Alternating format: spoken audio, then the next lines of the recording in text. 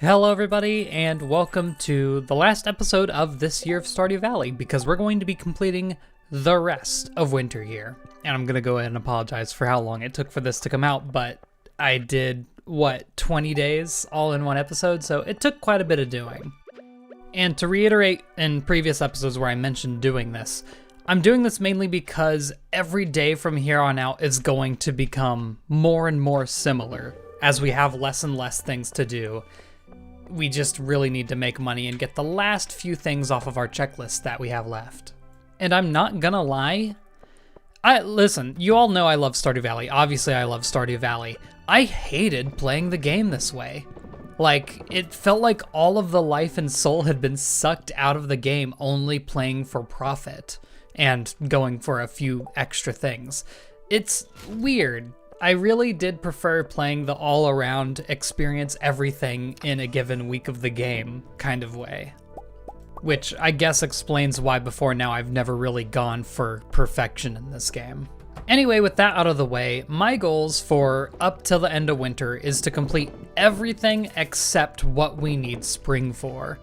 Which means I need to complete our Monster Slayer goals, which is mostly Pepper Rexes and the Serpents in the Skull Cavern. We need to get enough money to be able to afford the Island Obelisk, which I think we'll easily meet. And then we need to get the Dwarf Gadget to make the farm computer, and Marble to make the Marble Brazier. And then in terms of cooking, we need to wait for our rhubarb to grow so that we can make the rhubarb pie. And then we have 3 more recipes that we've yet to get from Queen of the Sauce. To sum it up, it's a lot of a waiting game except for going into the caverns and getting geodes and killing monsters. And so that's what most of my days are dedicated to doing. I went to the Skull Cavern 5 different times, each time only getting like 1 or 2 additional Pepper Rexes. And by the way, the Serpents were the easiest thing to complete. All I needed to do is put on a Monster Musk, and I'd consistently encounter floors where I'd have 5 or 6 Serpents all fly at me. So that was no problem at all.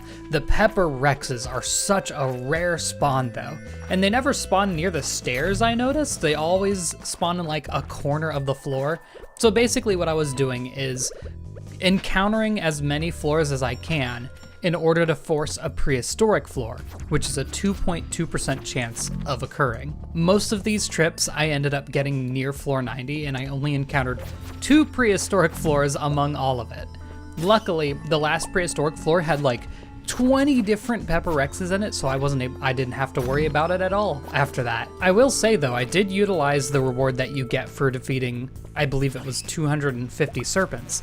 You get the Napalm Ring, which is a ring that honestly I think I would use consistently. Like, I'll probably combine this with something later on because it's just really good. Maybe with the Burglar Ring.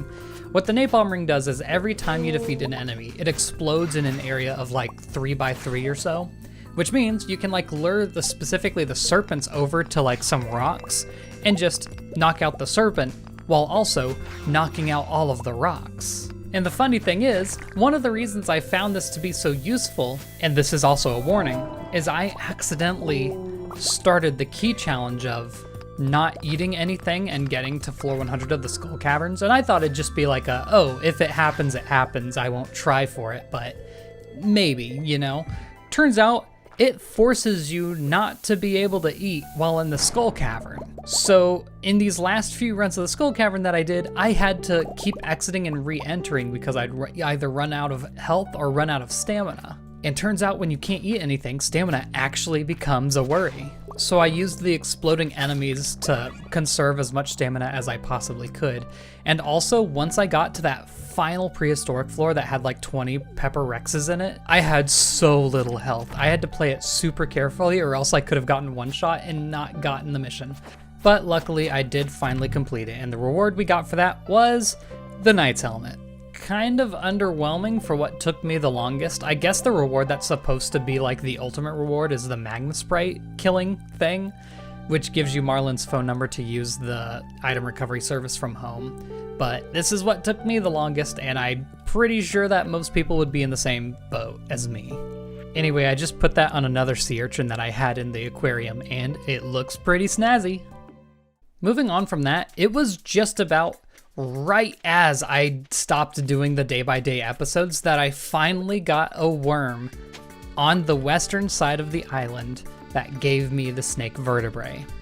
This rewarded us with not only the last 3 golden walnuts that we had yet to get, so that gives us up to 130 now, but it also gives you the Ostrich Incubator. And then I realized that I got rid of both of the ostrich eggs that I'd gotten. I believe you can get them from the treasure troves, but I think I just sold them right off the bat because I was thinking, oh, well, I won't get the Ostrich Incubator anytime soon.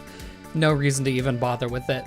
And then I immediately got the Ostrich Incubator. That's your reward for getting all of the skeletons done on the island. So there it is. You put it into the barn and you have ostriches. If you're wondering how useful ostriches are for money, they only lay 1 egg in a week. However, if you put this egg into a mayonnaise machine, it gives you 10 mayonnaise of whatever the quality the egg was. Let's say you pick up an iridium ostrich egg and you turn it into mayonnaise and you have the artisan profession, that'll net you 5,320 gold. It's not the most efficient way to get money. The egg itself sells for 600 at base price, so it's not really worth it. Maybe if you had a whole barn of ostriches, it'd be pretty decent, but you'd be better off with pigs. The ostrich itself will sell for 20,800 gold if you have it at max friendship. Another thing that I didn't expect to get right after I stopped doing daily episodes is the Dwarf Gadget. I basically had to take 2 trips into the mines to grind out the magma geodes to find it, but it was pretty easy.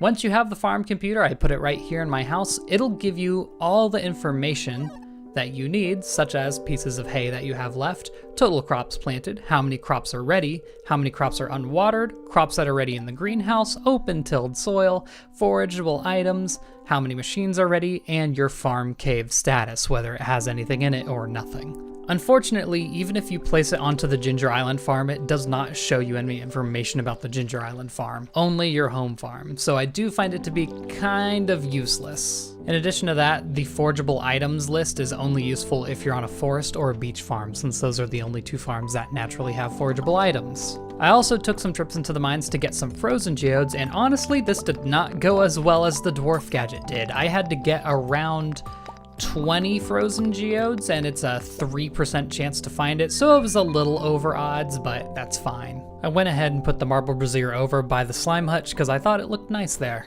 We had 3 more Queen of the Sauces over the last winter, Lobster Bisque on the 14th of winter, which we already had unlocked thanks to having 9 hearts with Willy. You need simply 1 lobster and 1 milk for this. It gives you fishing +3, so it's actually one of the best fishing items you can have in the game. On the 21st of winter, you get bruschetta. This takes bread, oil, and tomato, nothing too special. And then the last one, shrimp cocktail on the 28th of winter, the very last day. This gives you +1 fishing, +1 luck, a little underwhelming for the very last thing you're gonna unlock. And it takes 1 tomato, 1 shrimp, both of which I had. However, it does take 1 wild horseradish, so this is another thing that's actually going to be waiting until spring. The other 2 though, I got done really easily, so now the literal only last cooking recipe I need is the shrimp cocktail. Oh, and since I forgot to mention it, the last thing I need to craft as well is the life elixir, which requires a red mushroom, purple mushroom, morel, and chanterelle, and the reason I can't make it is because morels are exclusive to spring. Speaking of morels, I know it's been a while, so just in case you forgot, the last thing that I need to ship out of our farm and forageable items is also the morel. Everything else has been done for a few days now. The last thing that I actually did this month to work towards perfection rating was expand my kegs. I had Robin build yet another shed, and I filled it just about halfway with sheds. I'm just waiting on yet more oak resin coming through, and this is because all of the starfruit that I've been getting is too much for the kegs that we do have, and I ended up selling some of them, so this should help even that out a bit. I didn't actually end up adding any more starfruit plants. I might do that near the beginning of spring since we do have a bunch of iridium sprinklers that I can make due to the fact that I had 98 iridium bars by the time we were done with the skull cavern hunting. Although now that we're talking about money, I did something kind of fun with my proficiencies. So there's a shrine in the sewers that allows you to reset your professions for any given stat for 10,000 gold. The money that I was going to make from this was well worth it. So there's a profession in the mining category where first you need to choose the one that gives you extra coal, and then you have two choices, getting extra ore from ore nodes, or selling bars for 50% more. You might be wondering how worth it that is. Well, for copper, iron, and gold bars, it pretty much is never worth it. Copper bars sell for 60 gold, 90 if you have the blacksmith profession. Iron bars sell for 120 or 180 with the profession. Gold bars are 250, which is 375 with the profession, a little bit better. Iridium bars sell for 1,000 normally, and 1,500 with the profession. And if you have radioactive bars, 3,000 normally, 4.5 thousand with the profession. So it doesn't take a lot of iridium bars to make up for that money. 20 actually is the exact number, and since I had 98, I sold all of them except for 10, since I could easily go back and get iridium bars if I need it. And I sold both of my radioactive bars because I never plan on using them. And then I started actually using my 999 gold nuggets to make gold bars just to sell them casually. Not the best way of making money, but it's something else to engage with that isn't just waiting for crops to grow, so I wanted to do it. Oh yeah, also I went ahead and upgraded my watering can and trash can to iridium quality because there's not really a reason I shouldn't, so I just did. It's a not meaningful amount of money anymore to upgrade those, so I just went ahead and did it. You can guess what the watering can now does. It does the same thing as the iridium hoe. The trash can now reclaims 60% of whatever you throw in terms of money. So that's nice, I suppose. And speaking of our tools, I actually decided to enchant a few more of them since I came across a ton of prismatic shards while we were in the skull caverns. However, I am going to be limited by the amount of cinder shards I have, unfortunately, so I only had the chance to enchant 3. First of all, I enchanted my axe, which came with shaving, which I thought was nearly the best. I would have gone for swift personally, but shaving gives you 3 extra wood every time you knock down a tree, and that's like the only reason you use the axe, to get wood, so I figured I might as well go with it. It also gives you a chance for extra hardwood from stumps and an extra produce from giant crops. Then I went to enchant the fishing pole. First, I got efficient, which is my least favorite of all of these because energy really isn't a problem this late into the game at all. So I re-rolled it, and this is why I ran out of cinder shards, so I could only enchant 2 of them. I then got auto hook. This one's probably my favorite for the fishing rod. Some could argue master would also be useful, which gives you an extra fishing level, but this one automatically hooks fish when they bite, so you don't have to pay too much attention whenever you're fishing. I'll take it. And even though I didn't get to show it off, I'll talk about what I think the best enchantment for both the watering can and the hoe is. The watering can, probably the enchantment bottomless. It gives it infinite water, you never have to refill it ever again. It'll make your watering sessions a lot more easy. Arguably, you could also go with reaching, which increases the maximum range of your watering can. If you fully charge it up, it now has an effect of 5x5 tiles instead of 3x5. For the hoe, I definitely go either with Archaeologist or Generous. Generous gives you a 50% chance of doubling the items that you dig, and Archaeologist gives you a double chance of finding artifacts in artifact spots. So they both kind of have a very similar effect. And also, since I haven't talked about the pickaxe, we got that enchantment a while ago. We got Swift, easily the best. Don't even bother with anything else. Swift is by far the best enchantment. Of course, this meant that I couldn't enchant my 2 rings together, the combustion ring and the burglar ring, because I was now out of cinder shards, so sometime I'll go back and grind cinder shards for that. Maybe. I don't really have any reason to ever go into the mines or the skull cavern again, so probably not. So everything else that I did this month was purely for my own enjoyment, to add a little bit of spice of life into this last drab section of perfectionism. Number 1, I redid my entire house at the beach. I thought it'd be nice to lift it up a bit. I do plan on doing this for my main house as well sometime next month because I ran out of time this month, but I think it looks quite nice. I also added a little bit of a Christmas thing there. I made like a living room on the left and a nice little bedroom on the right. Didn't quite have enough time to finish up the kitchen, but I don't think it needed too much to start with. I also added quite a few more fishes into the aquarium. Not everything is completely full yet, but I'll try to get there.